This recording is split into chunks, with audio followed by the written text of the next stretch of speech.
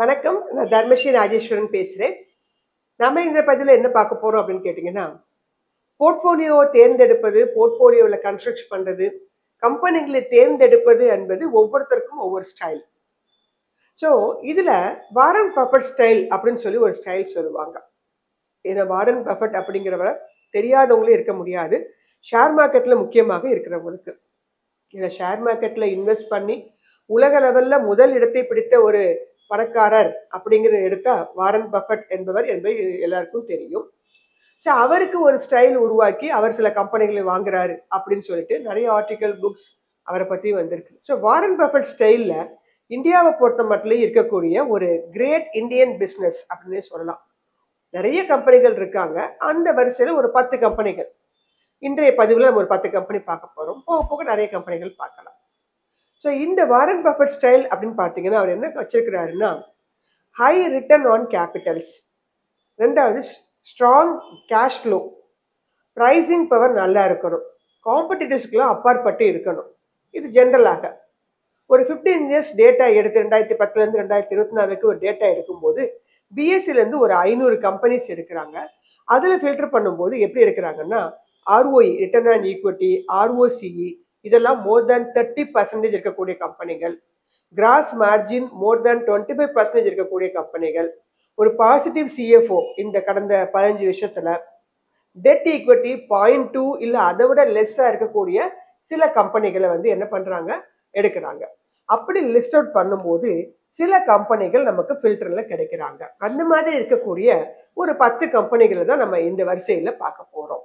So இந்த கம்பெனிகள் ஏற்கனவே நீங்க வச்சிருக்கலாம், இல்லை புதுசா வாங்கலாமா என்று யோசிச்சு கொண்டு இருக்கலாம். வாங்கறதுக்கான காரணமாகவும் இப்போது மார்க்கெட் நடந்து கொண்டு இருக்கிறது. சிலவே நோட் பண்ணி வச்சுக்கோங்க. இது ஒரு பைசல் ரெக்கமெண்டேஷன்லாம் கிடையாது. ஒரு எஜுகேஷன் பர்பஸ்க்கான ஒரு வீடியோ. உங்களுடைய தனிப்பட்ட திறனாய்வு பண்ணி நீங்க உங்களுக்கு பிடித்த கம்பெனிகள்லாம் வாங்கி வச்சுக்கோங்க. அந்த வருஷத்துல முதல்ல பார்க்க போற company Bajaj auto. Current market price 8224 என்ற இடத்துல ட்ரேட் ஆயிட்டு இருக்கு. Market cap 2,29,661 crore. Profit after tax 8240, return on equity 20, debt 0.26. இரண்டாவதாக Coal India. Current market price 379, market cap 2,33,998 crore. Profit after tax 34,839 கோடியாகவும், ரிட்டர்ன் ஆன் ஈக்விட்டி 35 ஆகவும், டெட் 0.09 ஆகவும் இருக்குது. மூன்றாவது Caps. Current market price 3,745, market cap 18,528 crore. Profit after tax 441, return on equity 42, ஒரு zero டெப்ட் company. நான்காவது Castrol India. Current market price 213, market gap 21,071 crore. Profit after tax 927, return on equity 40, ஒரு zero டெப்ட் company. ஐந்தாவது உங்க எல்லாருக்கும் நன்கு அறிமுகமான TCS. Current market price 3,036, market cap 10,98,596 crore. Profit after tax 48,797 கோடியாகவும், ரிட்டர்ன் ஆன் ஈக்விட்டி 51 ஆகவும், ஒரு ஜீரோ டெப்ட் கம்பெனியாகவும் இருக்கிறாங்க.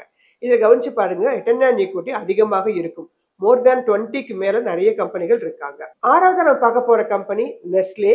இந்த கம்பெனியுடைய கரண்ட் மார்க்கெட் பிரைஸ் 1096 இருக்கிறாங்க. இவங்களுடைய market cap 1,05,719 crore. Profit after tax 3,231, return on equity 79 ஆகவும், டெட் 0.19 இருக்கிறாங்க.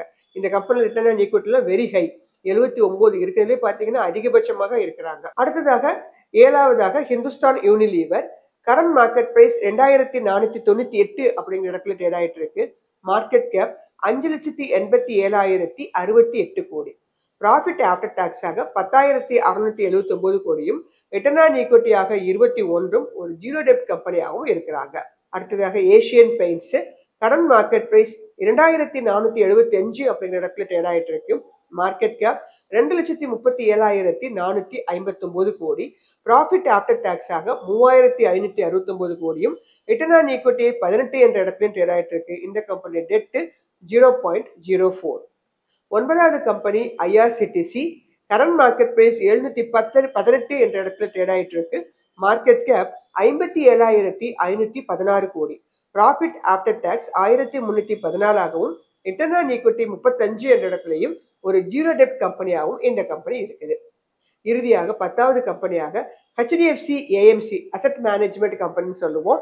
Current market price 5562, market cap 1,18,992 கோடி.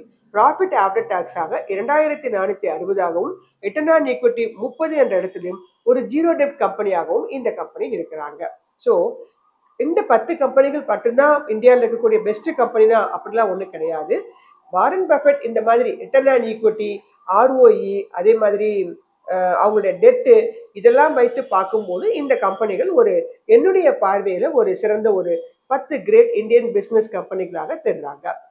அதே மாதிரி வாரன் பஃபெட் சில கம்பெனிகளை அவாய்ட் பண்றதுக்கான ஒரு காரணங்களாக சொல்லுவாரு. அது என்ன அப்படின்னு கேட்டீங்கன்னா, இந்த கேஷ் ஃப்ளோ கொஞ்சம் ஸ்ட்ரகிள் ஆயிட்டு இருக்கும்.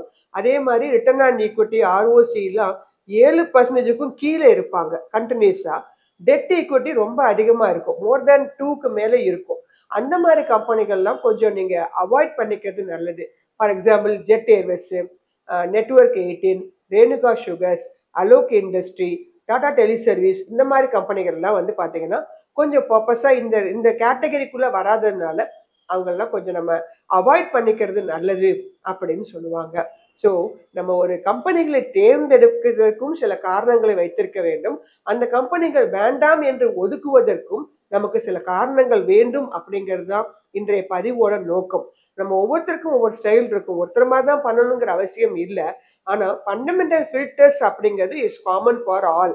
அது ஒரு டேட்டா, அதுல எந்த மாற்றமும் இருக்க போறது இல்லை. ஒவ்வொருத்தரும் ஒரு சில டேட்டாவை மையமாக வைத்துக்கொண்டு எடுப்பாங்க.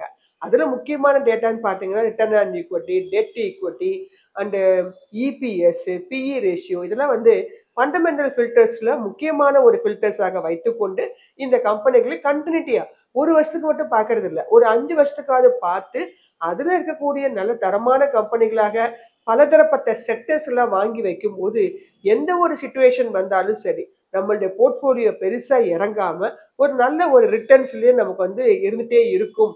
அப்படிங்கிறதுக்காக தான் இந்த ஸ்டைல்லாம் நம்ம ஃபாலோ பண்றதே தவிர மற்றபடி ஒருத்தரை ஃபாலோ பண்ணி தான் பண்ணணுங்கிற அவசியம் ஷேர் மார்க்கெட்ல எப்போதுமே கிடையாது. உங்களுக்குன்னு ஒரு ஸ்டைலை உருவாக்கி அதில் நல்ல கம்பெனிகளை வாங்குவது என்பது இன்னும் சால சேர்ந்தது. அந்த மாதிரி நல்ல கம்பெனிகளாக தேர்ந்தெடுப்பதற்கு என்னுடைய இந்த பதிவுகள் உங்களுக்கு உதவி செய்யும். ஸோ இது ஒரு எஜுகேஷனல் பர்பஸ்க்கான வீடியோ தான், பை செல் ரெக்கமெண்டேஷனாக எடுத்துக்கொள்ளாதீங்க. எப்போதுமே உங்களுக்கான ஸ்டைலை உருவாக்கி அதில் நல்ல கம்பெனிகளாக வாங்கி நல்ல லாபத்தை பெறுங்க.